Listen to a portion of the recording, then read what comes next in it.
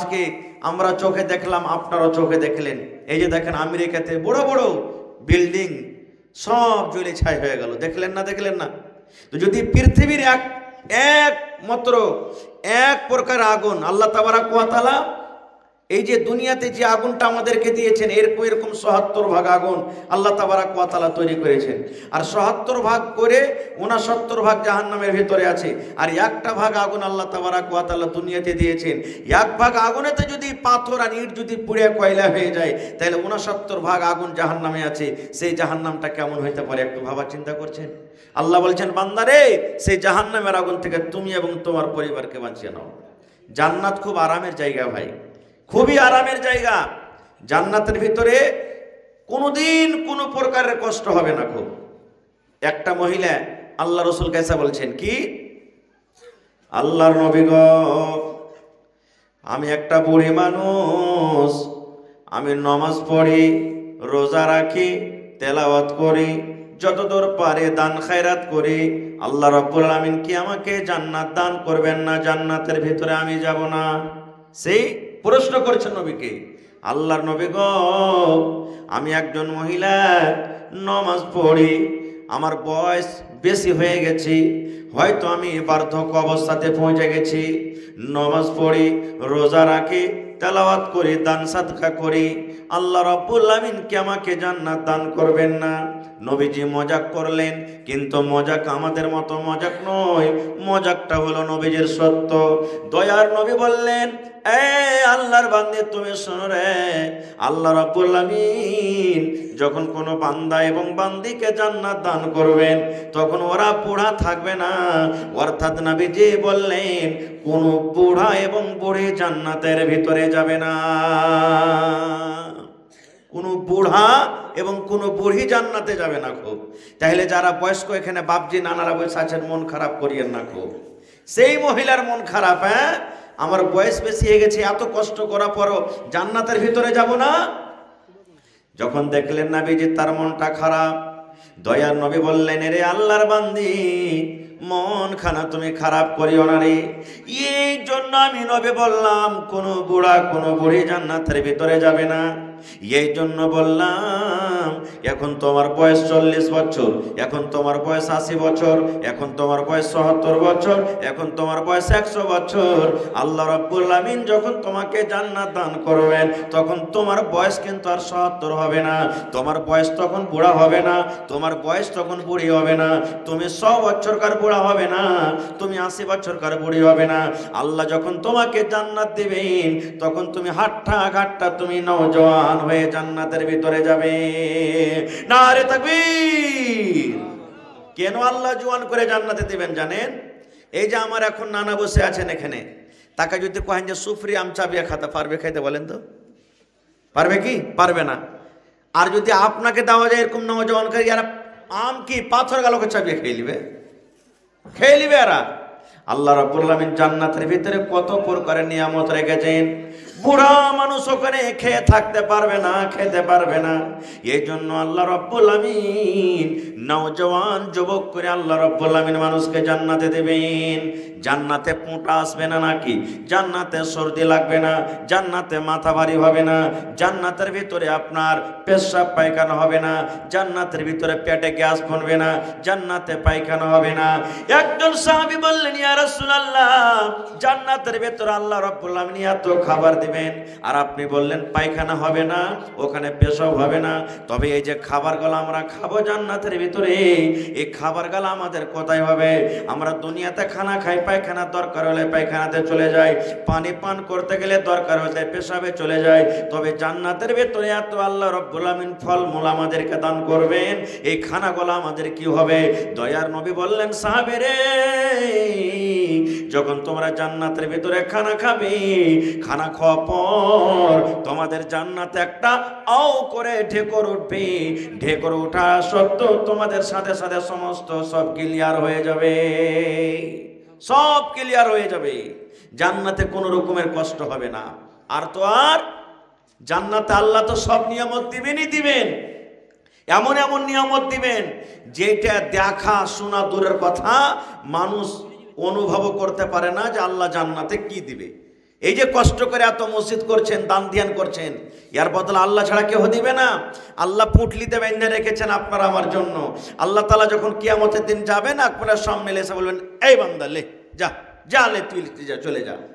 সাথে সাথে আল্লাহ ফাওতা দিবেন জান্নাতে। অরিজিনালের কথা বলবো না, একটা ফাওয়ের কথা বলবো। আপনি যদি বাগুন কিনেন, 1 কেজি 5 কেজি বাগুন কিনলে দেয়, এ বাগুন আলাদা একটা ফাও দাও না জি, ভালো খুব শ্রেষ্ঠ বাগুন দিবে না পোকা ধোকা গালা দিবে আপনাকে? কোন গালা দিবে? পোকা লাগা গালা দিবে। মাছ কিনেছেন 1 কেজি, এই ভাই একটা মাছ গালা দে না, হ্যাঁ কোন মাছটা দিবে? সব থেকে মোটা মাছটা দিবে না ছোট কিংবা মরা মাছ গালা দিবে? মানে যে কোনো ফাও জিনিস আপনি যখন নেবেন তা আপনাকে ভালোটা দিবে না খুব। এবার আল্লাহর জান্নাতের ফাও কেমন হবে জানেন? আল্লাহ রাসূল বলেছেন, একটা লোক জান্নাতের ভিতরে সোনার চেয়ারে সোনার কুরসিতে বসে থাকবেন, সোনার কুরসি বসে আছে, আর পিছন থেকে একটা বেটি ছেলে এসে ওর পিছনে ঘাড় এরকমভাবে ইশারা করবে, এরকমভাবে ইশারা করবে। ই তখন মাথাটাকে ঘুরিয়ে দেখে ওর রূপ চেহারা দেখে তখন বলবে, মান আনতে, তুমি কে গো? ওর এত রূপ দেখে তখন বলবে, তুমি কে গো? তখন ওই বেটি ছেলেটা বলবেন, আমি হলাম ফাও। কি বলবেন? আমি হলাম ফাও। দয়ার নবী বলেছেন, ওই জান্নাতি মেয়ে ছেলেটা ফাও যে আল্লাহ রাব্বুল আলামিন একটা জান্নাতি লোককে দিবেন, তার ব্যাপারে নবী বলেছেন, আরে আমার উম্মত, এই দুনিয়াতে তোমরা সূর্য দেখো, সূর্য যখন আসে অন্ধকার রাত দূর হয়ে যায়, দুনিয়া আলো হয়ে যায়। আল্লাহ রাব্বুল আলামিন ওই জান্নাতি মেয়ে ছেলেকে এত রূপ দান করেছেন, এত রূপ দান করেছেন, এই দুনিয়াতে যদি একবার নজর করে দেয়, দুনিয়ার সূর্য তার সামনে কিন্তু ফিকা হয়ে যাবে। শুধু তা নয়, এই যে আমার মায়েরা খালারা দেখবেন মাথাতে চুল বাঁধে, ফুল দিয়ে চুল বাঁধে, আপনারা বাজার থেকে কিনে এনে দেন, কোনো ফুলের দাম 10 টাকা, কোনো ফুলের দাম 5 টাকা, কোনো ফুলের দাম 50, 100, 200 টাকা। আল্লাহর নবী বলেছেন, ওই মাথাতে চুল বাঁধানি একটা ফুল যে থাকবে, ওই ফুলটার এত দাম, এত দাম। দয়ার নবী বলেছেন, এই দুনিয়ার উপরে যত সোনা চাঁদি হীরা মতি জওহর রয়েছে, সমস্ত জিনিসকে যদি বিক্রি করে তুমি যদি বলো ওই জান্নাতে মেয়ে ছেলের ওই মাথার ফুলটাকে কিনবো, নবী বলেছেন সমস্ত জিনিস বিক্রি হয়ে যাবে, কিন্তু ওই জান্নাতে মেয়ে ছেলের ফুল তোমার খরিদ করার ক্ষমতা হবে না। এরকম আল্লাহ তাআলা দান করবেন। তবে বলার উদ্দেশ্য, যদি জান্নাতে ফাওটা যদি এরকম হয়, তাহলে অরিজিনালটা কেমন হবে? অরিজিনালটা কেমন হবে? তো বলবেন, হাজি মাওলানা, সেই জান্নাত পাওয়ার জন্য কি করতে হবে? মেলাই দুনিয়াতে কাজ আছে। একটু ভালোভাবে আপনাকে আমি খুব সুন্দর দোয়া দিয়ে যাব, কিছু আমল দিয়ে যাব। যদি আপনি নেকি মনে করে করেন, তা আল্লাহ তাবারাক ওয়া তাআলা ইনশাআল্লাহ আপনাকে জান্নাত দান করবেন। সহিহ বুখারী শরীফের হাদিস, একটা হাদিস, শেষ হাদিস, আল্লাহ রাসূল বলেছেন, কালিমাতানি হাবিবাতানি ইলার রহমানি ওয়া সাকিলাতানি ফিল মিজানি ওয়া খাফিফাতানি আলাল লিসান। একটা দুয়ার ব্যাপারে রাসূল 3টা ফজিলত বলেছেন। কয়টা ফজিলত? 3টা। ভালো করে শুনবেন, ছোট বড় মা খালা শুনেলেন, মুখস্থ করেন, জীবনে আপনার কাজ দেবে। আল্লাহ রাসূল বলেছেন, কালিমাতানি হাবিবাতানি ইলার রহমানি, 2টা কালিমা, 2টা কথা এমন আছে যে 2টা কথা পড়িতে গেলে আল্লাহ রাব্বুল আলামিন খুবই ভালোবাসবেন। কথা 2টাও আল্লাহ ভালোবাসেন, আর পড়নেওয়ালাকেও আল্লাহ রাব্বুল আলামিন ভালোবাসবেন। বেটা ছেলা পড়ে কিংবা বেটি ছেলা পড়ে, নর পড়ে কিংবা নারী পড়ে, আল্লাহর নবী বলেছেন 2টা কথা, 2টা কালেমা এমন আছে আল্লাহ খুবই ভালোবাসেন, আল্লাহ খুবই ভালোবাসেন। 2 নম্বরে দোয়াটার ফজিলত বয়ান করা হয়েছে, ওয়া খাফিফাতানি আলাল লিসান। ওই দোয়াটা যখন মুখ দিয়ে পড়বেন, মুখে ভেজাল লাগবে না, জিভেটা ইটকে যাবে না, পড়িতে পারবো না এরকম কোনো নয়, মুখটা ভেজাল লাগবে এরকম কোনো নয়, পড়িতে মুশকিল লাগবে এরকম কথা নয়। আল্লাহর নবী বলেছেন, পড়াটা খুবই সহজ, পড়াটা খুবই সহজ রে আসান, মানুষরা ইচ্ছা করতে গেলে পড়িতে পারবে। 3 নম্বরে নবী বলেছেন, ওয়াসাকিলাতানি ফিল মিজান। আর ওই দোয়া পড়ার পর আল্লাহ এত নেকি দান করবেন, এত নেকি দান করবেন। কিংবা ওই কালেমা দুটাকে তারা যদি পাল্লাতে যদি চাপিয়ে দেওয়া হয়, দুনিয়ার সমস্ত জিনিসকে যদি একদিকে চাপিয়ে দেওয়া হয়, আর ওই কালেমা কথাকে যদি একদিকে চাপিয়ে দেওয়া হয়, দুনিয়ার সমস্ত জিনিস হালকা হয়ে যাবে। কিন্তু আল্লাহ রাব্বুল আমিন যে দুটা কথা ভালোবাসেন, সেই দুটা কথা কিন্তু তারা যদি ভারী হয়ে যাবে। এত নেকি। তাহলে এরকম দোয়াকে শেখার মন যায় না আমাদের? যাই না? ইচ্ছা আসে না ভাই? মন জাগে না? কি দোয়া? একবারে ছোট্ট, আমার সাথে পড়েন, সুবহানাল্লাহি ওয়া বিহামদিহি সুবহানাল্লাহিল আযীম। একখানে দোয়া, একবারে ছোট, সুবহানাল্লাহি ওয়া বিহামদিহি সুবহানাল্লাহিল আযীম, সুবহানাল্লাহি ওয়া বিহামদিহি সুবহানাল্লাহিল আযীম। এই দোয়াটা কখন পড়বেন? এই দোয়াটা পড়ার কোনো সময় নাই। জালসা শুনে বাড়িতে যাচ্ছেন, দোয়াটা পড়িতে পড়িতে আপনি চলে যান, সুবহানাল্লাহি ওয়া বিহামদিহি সুবহানাল্লাহিল আযীম। আপনি ঘাস কাটতে যাচ্ছেন, পড়িতে পড়িতে চলে যান। মোটরসাইকেল আপনি যাচ্ছেন, পড়িতে পড়িতে চলে যান। আপনি বাড়িতে শুইতে আছেন, পড়িতে থাকেন। আমার মায়েরা খালারা বাড়িতে ভাত রান্না করে, ওরে আল্লাহ ভাত রান্না করবে, পড়িতে থাকবি। বাড়ি ঘর ঝাড় দিয়ে পড়েছি। আপনি মসজিদে সুন্নাত পড়ে বসে আছেন, এখনো জামাতের 5 মিনিট 7 মিনিট টাইম আছে, সময় আছে, জামাতটা দাঁড় হয়নি। আপনি ওই সময়টাতে বসে বসে পড়িতে পারেন। পড়ার কোনো টাইম নেই, সময় নাই। পাক পবিত্র অবস্থাতে যে কোনো টাইম আপনি পড়িতে পারেন। এই কালেমা যদি পড়েন, সুবহানাল্লাহি ওয়া বিহামদিহি সুবহানাল্লাহিল আযীম, 3 ঘন্টা আপনার লাভ হয়ে যাবে। 1 নম্বর লাভ, এই সুবহানাল্লাহি ওয়া বিহামদিহি সুবহানাল্লাহিল আযীম, এই কথা দুটা, কালেমা দুটা আল্লাহ খুব ভালোবাসেন। এবং 2 নম্বরে ফজিলত বয়ান করা হয়েছে, তার নেকি যদি দেওয়া হয়, সমস্ত তারাজুর পাল্লা কিন্তু ভারী হয়ে যাবে। 3 নম্বর ফজিলত বয়ান করা হয়েছে যে তাকে জুবানে পড়তে একবারে হালকা লাগবে। একটা শিখে নিলেন মন্ত্র। আর একটু আগে চলেন, আল্লাহর নবী মুহাম্মদ সাল্লাল্লাহু আলাইহি সাল্লাম ফজরের নামাজ পড়ে মুক্তাদির দিকে ঘুরে গেলেন। ইমাম সাহেব মুক্তাদির দিকে ঘুরে না, নামাজ পড়ার পর সালাম যখন ফিরে দেয়, মুক্তাদির দিকে ঘুরে গেলেন। আপনারা যেমন বসে বসে জালসা শুনছেন, সাহাবায়ে কেরাম বসে আছেন কাতারে নিজের নিজের সাফে। নবীজি এদিক ওদিক দেখা পর বলছেন, বেলাল, ও বেলাল, তুমি কোথায় আছো? এখানে এসো। বেলাল সামনে এলেন। নবীজি বললেন, বেলাল রে, জীবনে তুমি কোন এমন আমল করো রে বাবা, যে আমলটার কারণে আমি তোমাকে জান্নাতের ভিতরে দেখলাম। তুমি আমার আগে আগে জান্নাতের ভিতরে হেঁটে হেঁটে যাও।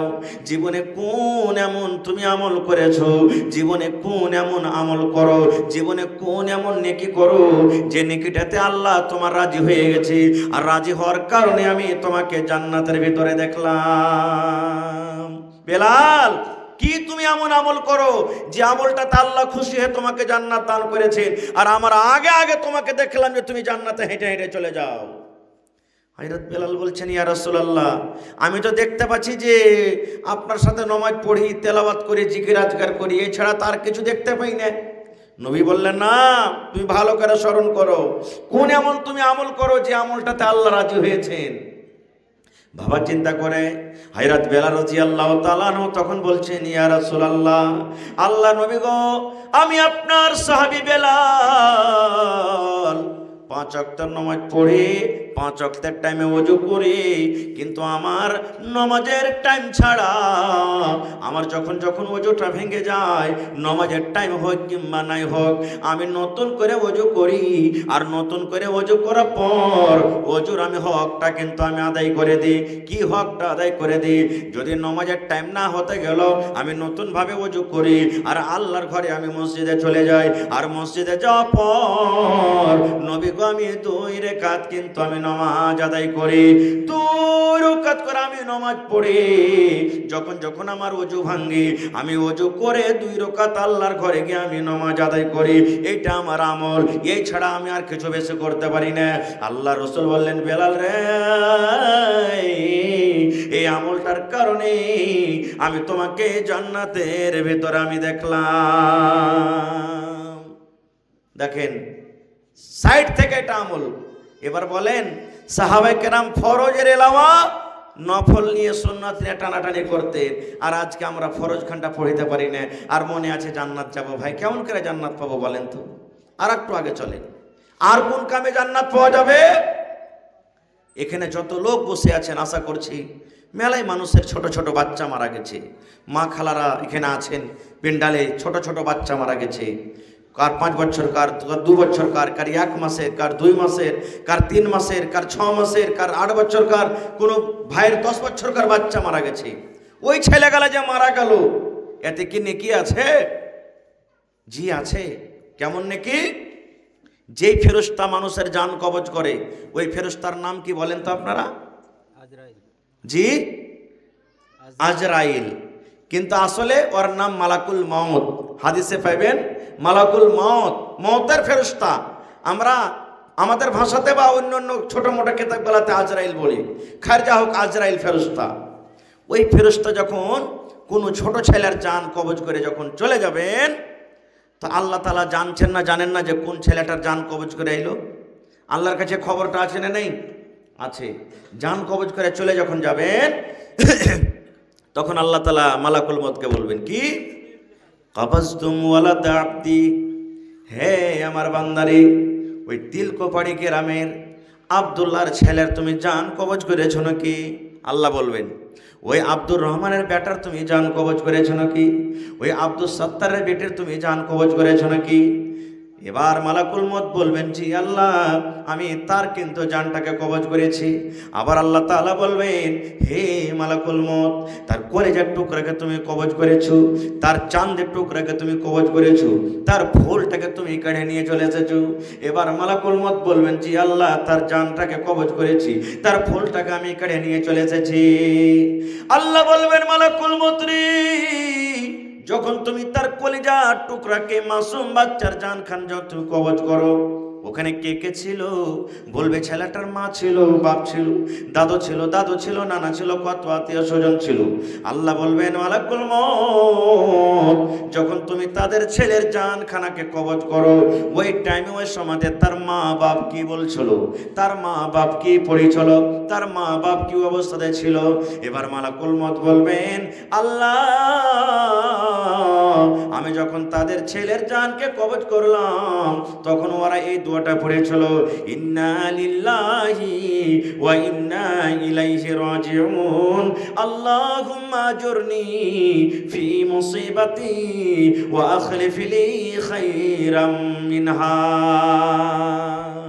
এটা পড়েছিল। আল্লাহ মুসিবত যখন বাড়িতে আসবে দোয়াটা পড়বেন। বেটা মরে গেল, বেটি মরে গেল, এই দোয়াগুলা পড়বেন মুসিবত যখন বাড়িতে আসবে। এর মানে কি? যে আল্লাহ, যে মুসিবত আমার কাছে এসেছে, আল্লাহ এর থেকে ভালো বদলা তুমি আমাকে দাও। আল্লাহুম্মা আজুরনি ফি মুসিবাতি খায়রাম মিনহা।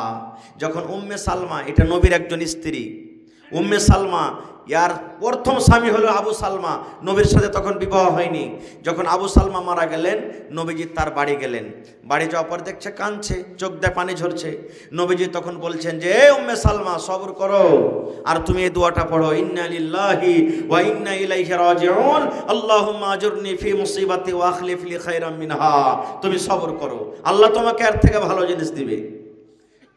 উম্মে সালমা বলছেন, আমার স্বামী যেটা আবু সালমা খুবই ভালো, খুব আমাকে আদর করত, পেয়ার দিত, মহব্বত দিত। আমাদের মতন পেয়ার নয় যে যেমন থেকে আসবো সেমন থেকে 1 লাখ টেকে দেবো, যেমন থেকে আসবো ওমন থেকে 1 লাখ তেরে দেবো, যেমন থেকে আসবো ওমন থেকে বিড়বিড় করবো, এরকম মহব্বত নেই, খুবই পেয়ার মহব্বত করতেন। তখন উম্মে সালমা বলছেন যে, আবু সালমা থেকে কি ভালো স্বামী পাবো দুনিয়া তার? এ তো খুব আদর করতো। সুবহানাল্লাহ। এবার উম্মে সালমা কি বলছেন দেখেন, ঠিক আমার ইদ্দত যখন পূর্ণ হয়ে গেল, আমার 4 মাস 10 দিন যখন আমার ইদ্দত পূর্ণ হয়ে গেল, আল্লাহর নবী আমাকে বিবাহ করার জন্য ডাইরেক্ট নবীজি আমাকে পয়গাম দিয়ে দিল, উম্মে সালমা, তুমি যদি রাজি থাকো আমি তোমাকে বিবাহ করব। এবার উম্মে সালমা তখন বলছেন, আল্লাহ, তোমার নবীর কথা সত্য, তোমার দিন সত্য। আল্লাহ, এই যে আমি ভাবছিলাম আমার স্বামী মারা গেল, এর থেকে আমার দুনিয়াতে আর কেউ ভালো স্বামী হইতে পারে না, কিন্তু আমার স্বামীর মৃত্যুর পর এখন দয়ার নবী আমাকে বিয়ে করার জন্য পয়গাম দিয়েছেন। তাহলে দয়ার নবী থেকে দুনিয়াতে কোনো স্বামী আর ভালো হইতে পারে না, না পারে? ভালো হইতে পারে? দুনিয়াতে কেউ ভালো হইতে পারে না গো ভাই আমার। এই জন্য ফেরেশতারা বলবেন, আয় রব্বুল আলামিন, যখন আমি ওই কলিজার টুকরার জানখানাকে কবজ করে তখন ওরা দোয়াটা পড়েছিল, ইন্না লিল্লাহি ওয়া ইন্না ইলাইহি রাজিউন, আল্লাহুম্মা আজুরনি ফি মুসিবাতি ওয়া আখলিফ লি খায়রাম মিনহা। আল্লাহ তাআলা তখন ফেরেশতাকে বলবেন, এরে ফেরেশতা, ওই আব্দুল্লাহর বেটার জান কবজ করে এসেছি, ওই হালেমার বেটার জান কবজ করে এসেছি, ওই যায়েদুল্লাহর বেটার জান কবজ করে এসেছি রে। তারা সবর করেছে, চোখ দিয়ে পানি ঝরায়নি, হাওমাও করে চিৎকার করেনি, ওরা চুলগালাকে ঝেঁকড়ে ঝেঁকড়ে ফেলে দেয়নি, বয়ান ধরে ধরে কান্দিনি রে, সবর করেছে, দোয়া করেছে।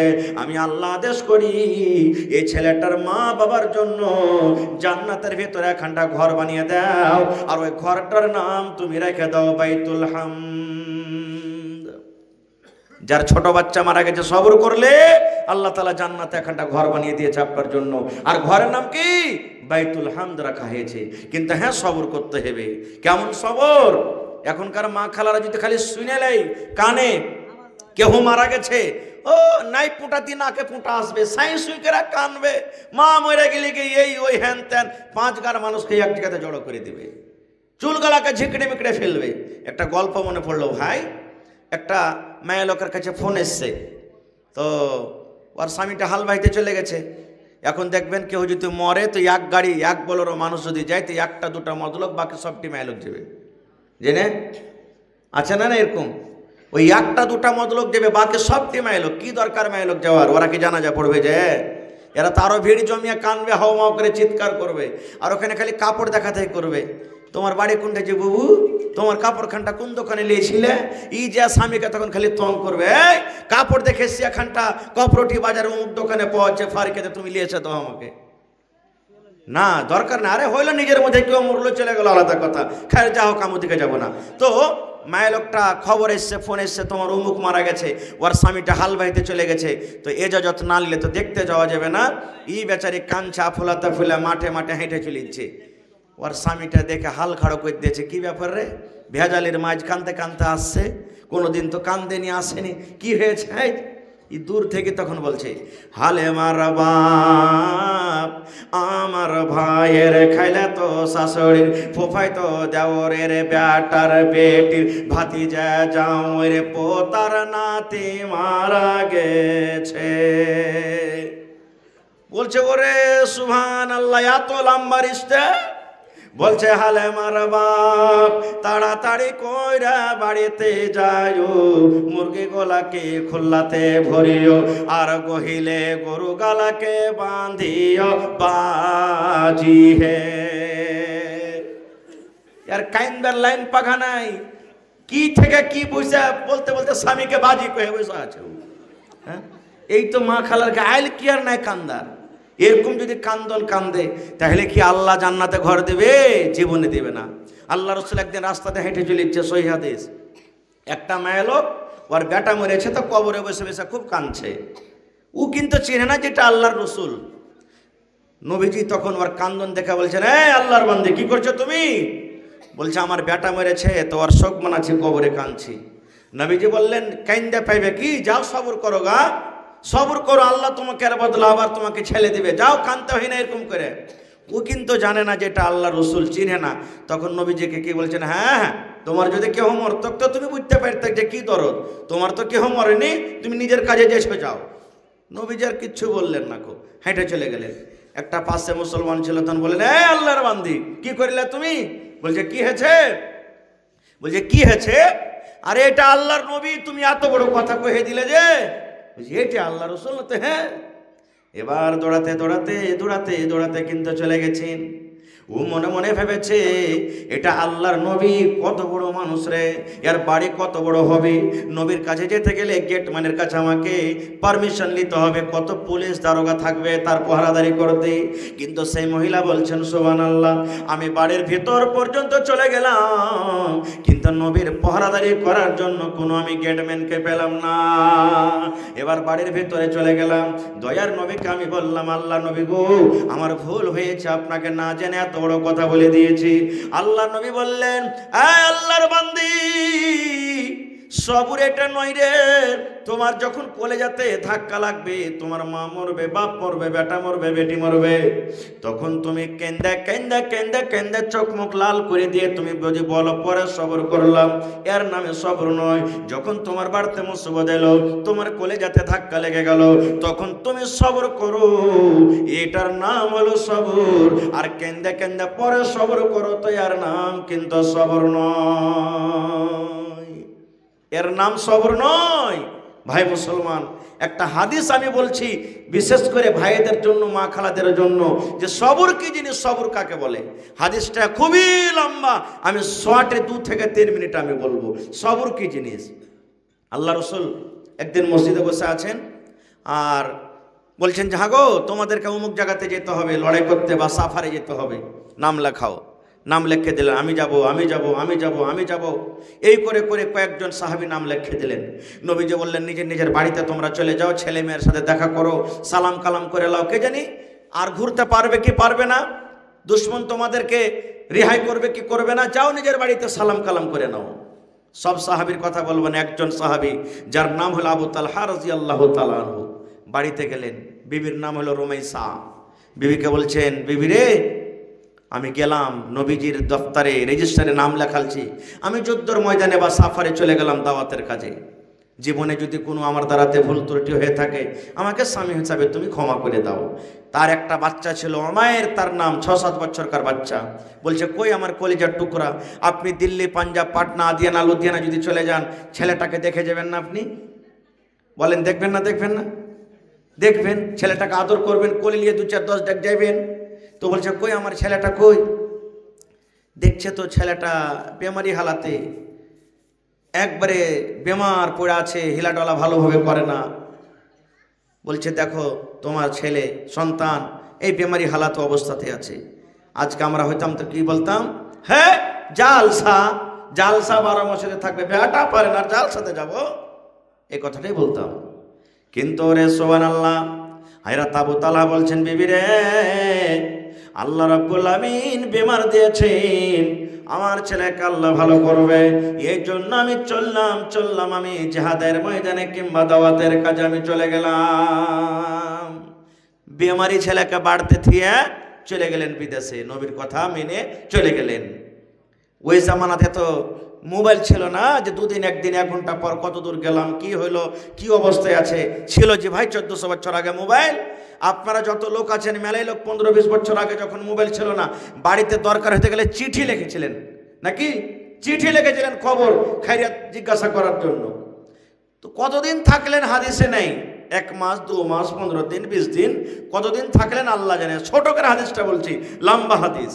বাড়ি আসবেন, আবু তালহা চিঠি লিখছেন, বিবি আমি অমুক দিন বাড়িতে আসছি। আপনারাকে বলছি দিল্লি যাবেন, পাটনা যাবেন, কেরাল যাবেন, সৌদি আরব যাবেন, যখন বাড়িতে ঢুকবেন তো 2 দিন 1 দিন আগে ফোন করে বিবিকে বলবেন যে আমি বাড়িতে আসছি। বলবেন কেনে যে মৌলানা, খুব এতে একটা রাজ আছে। নবী বলেছেন যখন তুমি বাড়িতে ফোন করবে, হালেমার মা, আব্দুল্লাহর মা, জায়দার মা, খালেদার মা আমি বাড়িতে আসছি, যদি আপনার স্ত্রীটা নেককার হয়, যদি আপনার স্ত্রীটা দিনদার হয়, যদি আপনার স্ত্রী আবেদা জাহেদা আল্লাহওয়ালি হয়, আপনার স্ত্রী জানবে হারে আমার স্বামীটা 15 দিন পর বাড়ি আসছি, আমার স্বামী 2 মাস পর বাড়ি আসছি, প্রাইভেট পার্টস যেগুলো আছে আপনার জন্য পরিষ্কার করে সাফ করে রাখবে, আপনার জন্য খুব সুন্দর হয়ে সেজে গুজে থাকবে, আপনার জন্য সুরমা লাগিয়ে থাকবে, আপনার জন্য সেন্ট কলা তেল মেখে থাকবে, নতুন খুব একটা সুন্দর কাপড় পিনে থাকবে। যেমনই আপনি বাড়িতে ঢুকবেন, ঢুকতে ঢুকতে আপনার চেহারার দিকে দেখবে, আর চেহারার দিকে দেখে যদি আপনার মুখে একটু দেখে যদি তার মুখে হাসি ফুটে যায়, আল্লাহ রাসূল বলেছেন এই মহিলা হলো আল্লাহর নিকটে সব থেকে প্যারি বান্দি, সব থেকে প্যারি বান্দি। কিন্তু হ্যাঁ, আপনিও বাড়িতে যখন ঢুকবেন মুখখানটাকে হালকা করে ঢুকতে হবে। এটা হলো যে ও মনে মনে হাসবে আর আপনি খুব গম্ভীরা হিসাবের মতন হ্যাঁ বাড়িতে ঢুকবেন।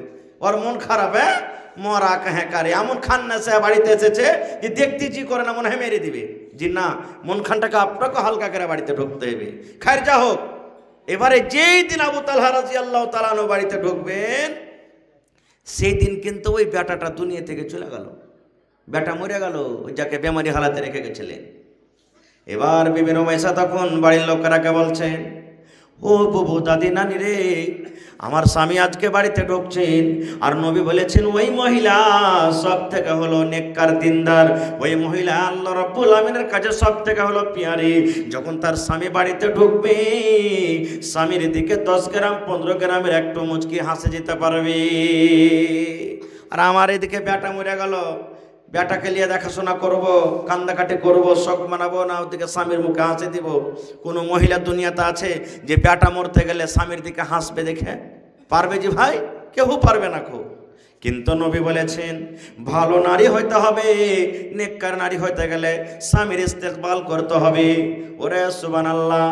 এইবারে বিবি রমেশা বলছেন বুবুরে, বাড়ির সমস্ত লোকরাকে ডাকতে বলছেন বুবুরে, আমার ছেলেটাকে আমি ঘরে সুন্দরভাবে কাপড় দিয়ে ঢেকে রেখে দিলাম, আমার স্বামীকে খবরদার মরার খবরটা তোমরা দিও না, যে তোমার বেটা মারা গেছে খবরটা তোমরা দিও না। ঠিক যখন সময় আসবে আমি নিজের খবর নিজের স্বামীকে আমি দিয়ে দিব। মৃত ছেলেকে ঘরের ভিতরে রেখে দিলেন ঢেকে, স্বামীর জন্য যেরকম ভাবে সাজতে হয় সেজে রেডি হয়েছেন। ঠিক স্বামী রাতের বেলাতে বাড়িতে ঢুকছেন, স্বামীর সাথে সালাম কালাম হয়ে গেল, যা ইস্তেকফাল করা হলো করলেন, স্বামীকে বসতে জায়গা দিলেন, এবার বসলেন, পা হাত দেওয়া হলো, খানা বাড়ির সামনে রাখা হয়েছে। এবার আবু তালহা বলছেন বেবেরে সব দেখতে পাই, কিন্তু আমার কলেজার টুকরা সন্তানকে কোন আমি দেখতে পাই না। কই আমার উমাইর, কই কলেজার টুকরাটা কই? আমি আপনিও যদি বিদেশ থেকে আসি তো খবর লিব না ভাই, ছেলে পিলে কেমন আছে না আছে লিব। এবার দেখেন কেমন নেককার মহিলা গাম্মা, এই আমার তিলকবাড়ি গ্রামের মায়েরা খালারা দেখেন রমেশার মতন কিন্তু আপনাকে হইতে হবে রে বোন। ওরে সুবহানাল্লাহ। বিবি রমেশা বলছেন স্বামী গো, এখন রাত হয়ে গেছে, আপনার কলেজার টুকরা উমার এমন ঘুমাচ্ছে, এমন ভাবে ঘুমালছে, এমন ঘুমিয়েছে, আর কিন্তু তার ঘুম ভাঙবে না। এখন আপনি খাবার খেয়ে আরাম করেন, আপনি এখন আরাম করেন, আপনার শরীরটা ক্লান্ত হয়ে আছে, খাস্তানা হয়ে আছে, আপনার ছেলে কিন্তু এখন আর জাগবে না। এই কথাটা ক্লিয়ার করে বললেন না যে তোমার ছেলে মারা গেছে, মনে দুঃখ হবে। ওই একটু প্যার দিয়ে বললেন যে হ্যাঁ তোমার ছেলে আর জাগবে না, এমন ভাবে ঘুমালছে যে ওর ঘুম এখন ভাঙবে না, তুমি খাবার খেয়ে নাও। আবু তালহা রাদিয়াল্লাহু তাআলা মনে মনে ভাবলেন যে হয়তো ছেলেটা ঘুমালছে, তার কি এখন জাগাবো, সকালে কথা বলবো। এই করে খানা পিনা খেয়ে সুবহানাল্লাহ নামাজ টামাজ পড়ে স্বামী স্ত্রী তারা দুইজন ঘুমিয়ে গেলেন একই বিছানাতে। ওরে সুবহানাল্লাহ, ছেলে মৃত্যু হয়ে পড়ে আছে অন্য ঘরে, স্বামী স্ত্রী একই বিছানাতে শুয়ে গেলেন। এবার বিবি রমেশা বলেন আমাদের স্বামী স্ত্রীর দুইজনের সেই রাত্রে মিলামিশা হয়ে গেল। ঠিক যখন কিছু রাত কেটে গেল, হয়তো ফজরের টাইম হয়ে গেল, শেষ ভাগ রাতি, এবারে বিবি রমেশা স্বামীকে তখন বলছেন স্বামী গো, আপনার জন্য একটা কথা আমি লুকিয়ে রেখেছি, একটা কথা আপনাকে জানাইনি, কথাটা আমি বলতে চাই। এবার আবু তালহা বলছেন বিবিরে, এতক্ষণ আমার বাড়িতে আসা হয়ে গেল, তুমি আমাকে কথাটা জানাওনি, আর এখন বলছে একটা কথা বলবো, কি কথা তুমি লুকিয়ে রেখেছো বলো। এইবারে বিবি রমেশা বলেন ও আমার স্বামী যান, যদি কোনো মানুষের কাছে আপনি টাকা ধারলেন, গম ধারলেন, মাকই ধারলেন, খাজুর ধারলেন, কিশমিশ ধারলেন, 5 দিন 2 দিন 10 দিন বলে ধার নিয়েছেন, বলেন ওই টাইমটা পড়তে গেলে তাকে তার দেওনাটা দিতে হবে কি হবে না? আপনারা বলেন হবে না? হবে না? 500 টাকা ধার নিয়েছেন ভাই, 5 দিন পর দিয়ে দেবো, দিতে হবে না? হবে না? বিবি রমেশা বলছেন স্বামী গো, যদি কোনো মানুষের কাছ থেকে আপনি টাকা পয়সা ধার নিয়ে থাকেন, বলেন সময় হিসাবে তাকে তার ধারটা দিতে হবে কি হবে না? এবার আবু তালহা বলেন পাগলি তুমি কেমন কথা বলছো, ধার নিতে গেলে তো ধার দিতে হবে।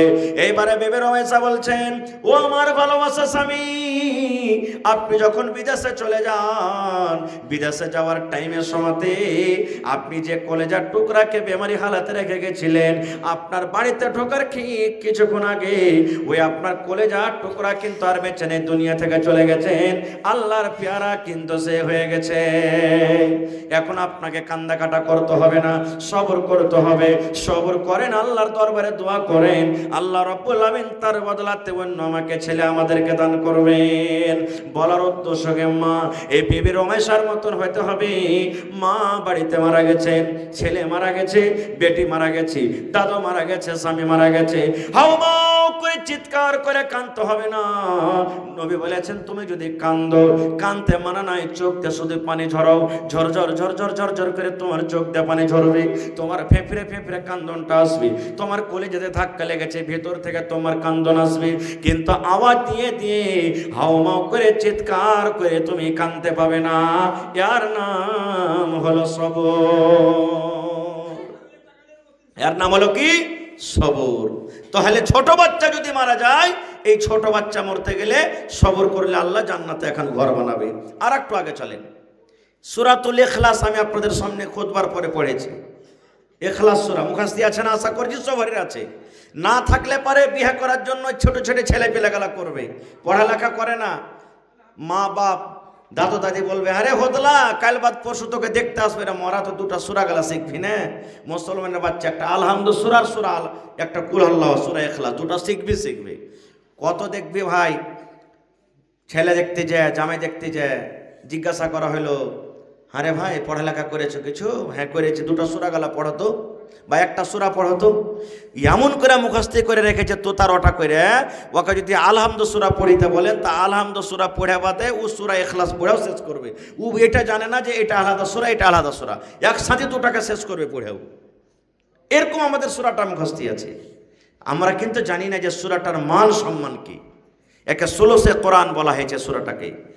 কোরআনের 3 ভাগের 1 ভাগ।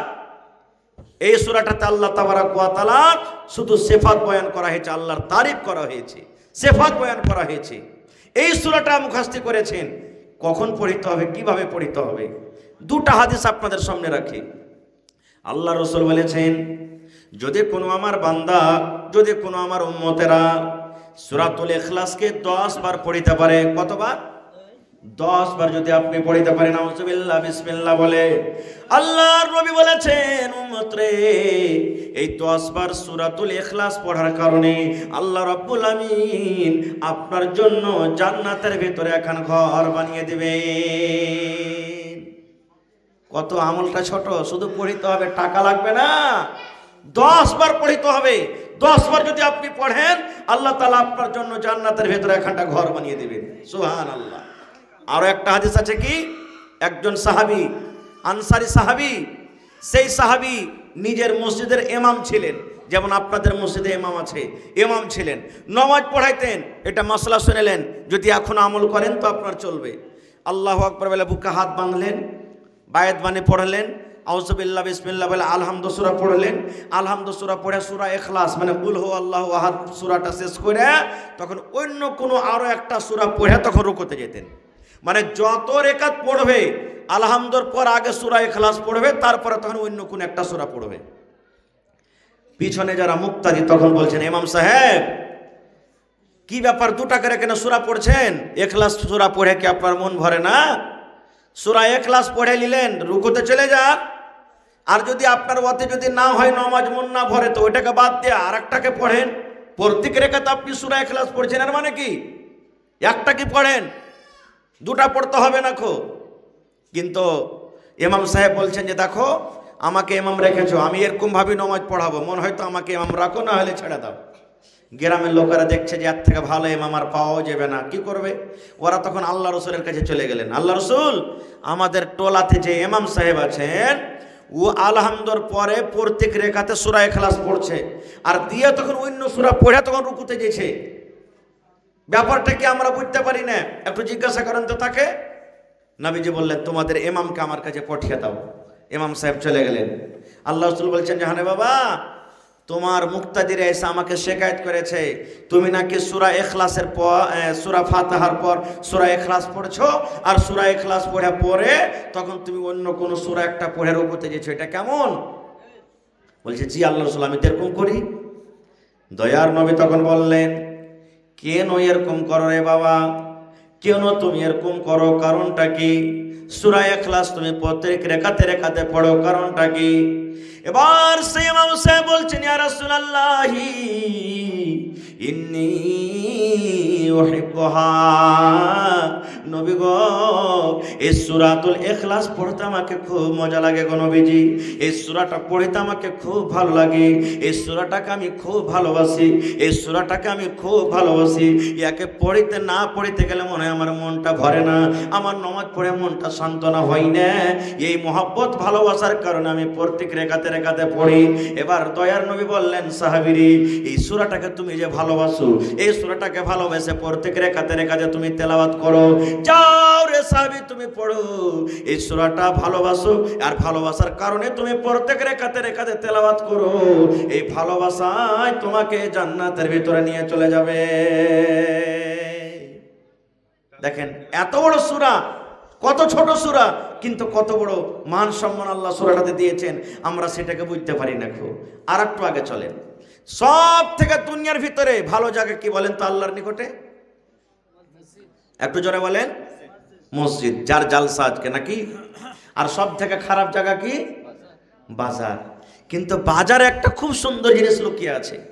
আমরা চকে বাজারে বেশিরভাগই মানুষ কম করে একবারও যাই নাকি মাওলানা, একবারও কম করে চা খাইতে যায়, ঘুরতে যায়, নাস্তা আনতে যায়, দোকানে মুরগি আনতে যায়, কাপড় কিনতে যায়।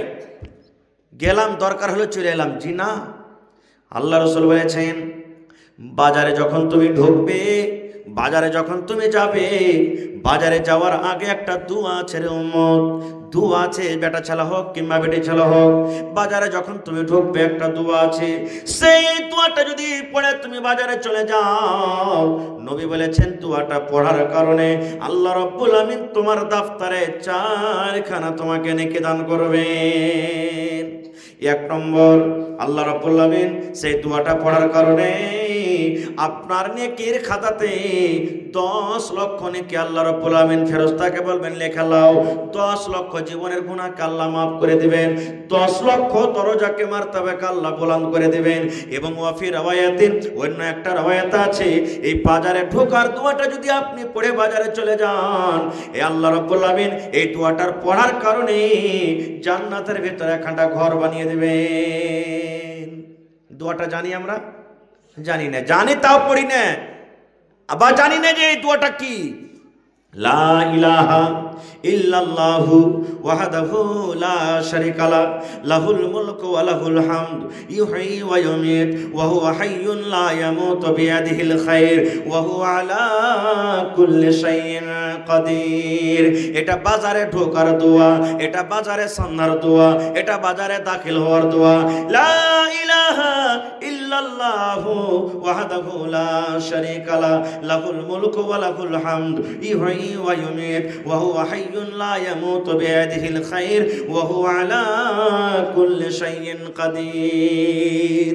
এই দোয়া যদি আপনি পড়ে বাজারে চলে যান, জান্নাতের ভিতরে আল্লাহ খানটা ঘর বানিয়ে দিবেন। কিন্তু কয়টা লোক পড়ছি? জানি না দোয়া কি পড়বো। আর একটু আগে চলেন, সময় খুব ভাই, 1 ঘন্টা ওয়াদা করেছিলাম, 1 ঘন্টা হয়ে গেল। আর 2টা হাদিস বলবো আপনাদের সামনে। আর কার জন্য জান্নাত? আল্লাহ এবং আল্লাহ রসুলের প্রতি যারা বিশ্বাস করবে যে আল্লাহ হলেন এক এবং আল্লাহর নবী মুহাম্মদ সাল্লাল্লাহু আলাইহি ওয়াসাল্লাম বলেন আল্লাহর রসুল এবং বান্দা, যা আল্লাহর বলেছেন সেটাকে মানতে হবে, যা নবী বলেছেন তার প্রতি ঈমান আনতে হবে। কেমন ঈমান? আপনারা ঘটনা শুনেছেন, আমি ঘটনাটার দিকে যাব না, শুধু বোঝার জন্য 1 মিনিট আমি বলি। মেরাজ, যে রাত্রে আল্লাহ তাবারাক ওয়া তাআলা নবীকে মক্কা নগর থেকে নিয়ে মসজিদ আকসা, যেখানে ফিলিস্তিনে যেটা মসজিদ, যে লড়াই যুদ্ধ চলছে, ওইখানে মসজিদ আকসা ওটাকে বলা হয়েছে। আগেকার মানুষেরা ওইটার দিকে মুখ করে নামাজ পড়তেন, ওইটা প্রথম কিবলা হলেন মসজিদ আকসা। আর পরে এই কাবা শরীফ আমাদের কিবলা হয়েছে। আগে কিবলা ছিল কোনটা? ওই মসজিদে আকসা। ওখানে গেলেন, সমস্ত নবীকে নিয়ে নবীজি নামাজ পড়ালেন। আবার একই রাতে ওইখান থেকে 7 আকাশের উপরে গিয়ে জান্নাত জাহান্নাম দেখে আল্লাহ 50 ওয়াক্তের নামাজ থেকে কাটতে ছাড়তে 5 ওয়াক্তের নামাজ দিয়ে আবার মক্কা নগরে চলে এলেন। আচ্ছা আপনারা বলেন তো, তখনকার জামানাতে এটা কথা বিশ্বাস করতো কেউ?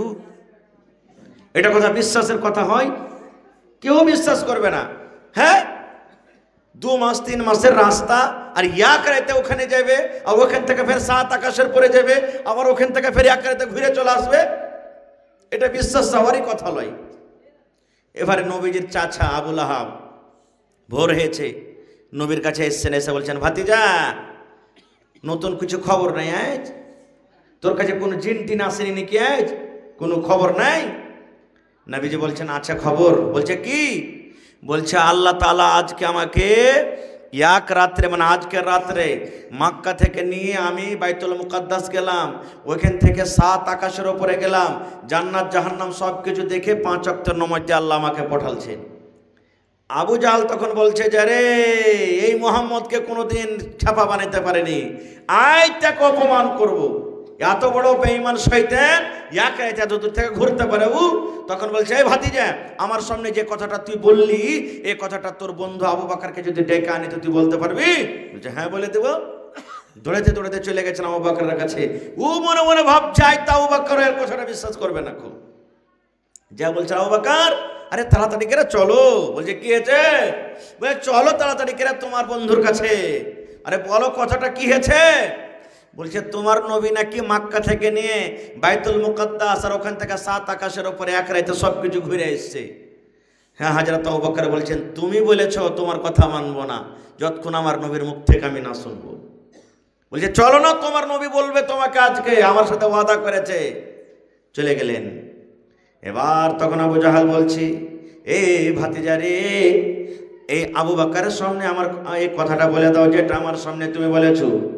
এবার নবী বললেন, আবু বকর, আল্লাহ রাব্বুল আলামিনের আদেশে আমি নবী মুহাম্মদ, আল্লাহ রাব্বুল আলামিন জিবরিল ফেরেশতার মারফতে এই মক্কা নগর থেকে বাইতুল মুকাদ্দাস গেলাম, আর ওখান থেকে নিয়ে 7 আকাশের উপরে গেলাম, জান্নাত জাহান্নাম সব কিছু দেখা করি।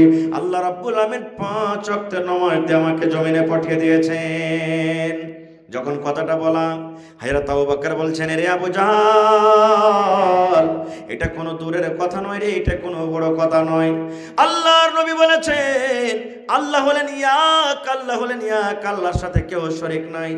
আল্লাহকে জীবনে দেখিনি রে, তবে এক আল্লাহ বলে বিশ্বাস করেছি। এই আবু জাহাল শুন, আল্লাহ রাব্বুল আলামিন জান্নাত তৈরি করেছেন, জাহান্নাম করেছেন, চোখে দেখিনি, নবীর কথা বলে বিশ্বাস করে নিয়েছি জান্নাত জাহান্নাম আছে।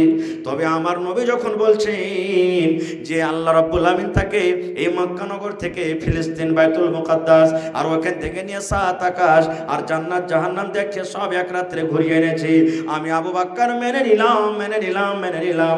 আমার নবী কোনোদিন মিথ্যা কথা বলতে পারে না। যখন কথাটা বলা, আল্লাহর নবী বললেন, আবু বকর তুমি আমার কথা মেনেছো, আজ থেকে তোমাকে শুধু মানুষরা আবু বকর বলে ডাকবে না। যখন তুমি আমার কথাটাকে বিশ্বাস করে নিয়েছো, আজ থেকে তোমাকে যখন মানুষরা ডাকবে, তোমাকে আবু বকর সিদ্দিক বলে তোমাকে ডাকবে। নারে তাকবীর! আবু বকর সিদ্দিক বলে তোমাকে ডাকবে। যখন এখানে আবু জাহাল দেখলে যে একে তো বেকুব বানাইতে পারলাম না, অপমান করতে পারলাম না, তখন পেঁয়াজ দিয়ে সওয়াল করছে, আচ্ছা মোহাম্মদ তুমি যে বাইতুল মুকাদ্দাস দেখে এসেছো, ওখানকার দরজা কেমন, কয়টা জানালা আছে, কয়টা খিড়কি আছে বলো তো তুমি। ভাই বুঝার জন্য বলছি, কেউ মনে কিছু নেবেন না। যতটি লোক এখানে বসে আছেন, যারকে যারকে বিয়ে শাদী হয়েছে, যদি আমি বলি আপনি যখন জালসা শুনতে এসেছেন, বলেন তো আপনার স্ত্রীতে কোন কালারের চুড়ি পিন্ধা চাই, কইতে পারবো? এক একটা মানুষ হয়তো কইতে পারবো।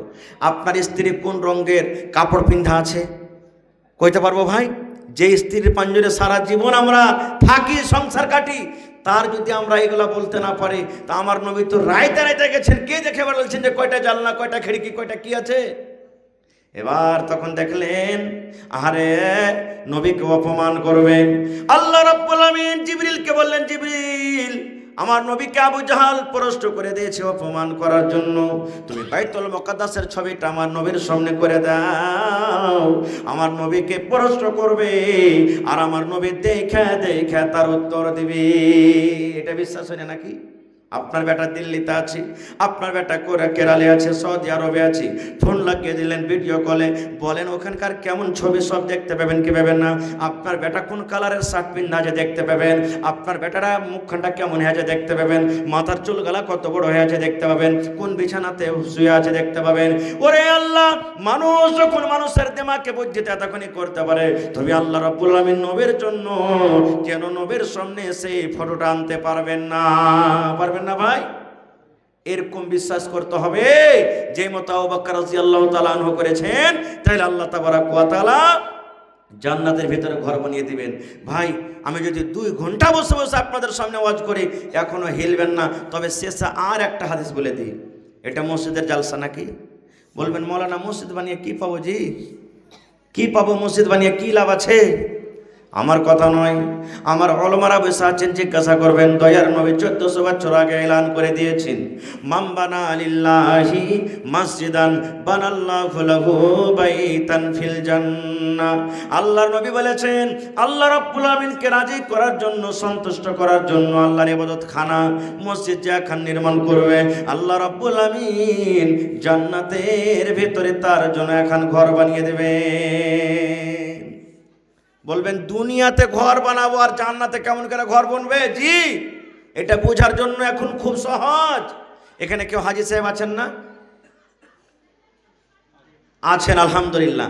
হাজী সাহেব যখন হজ করতে গেছিলেন তখন টাকাটা যেমনই লাগালছে ওখানে ওর জন্য ঘর রেডি ছিল না? ছিল না? আপনি এখানে টাকা লাগাবেন, দিল্লিতে কয় নম্বর ফ্ল্যাট কিনবেন আপনার জন্য রেডি হয়ে আছে। ওটা দূরের কথা, ট্রেনে আপনি যাবেন দিল্লি, 15 দিন 1 মাস আগে আপনি ট্রেন বুক করে নিলেন,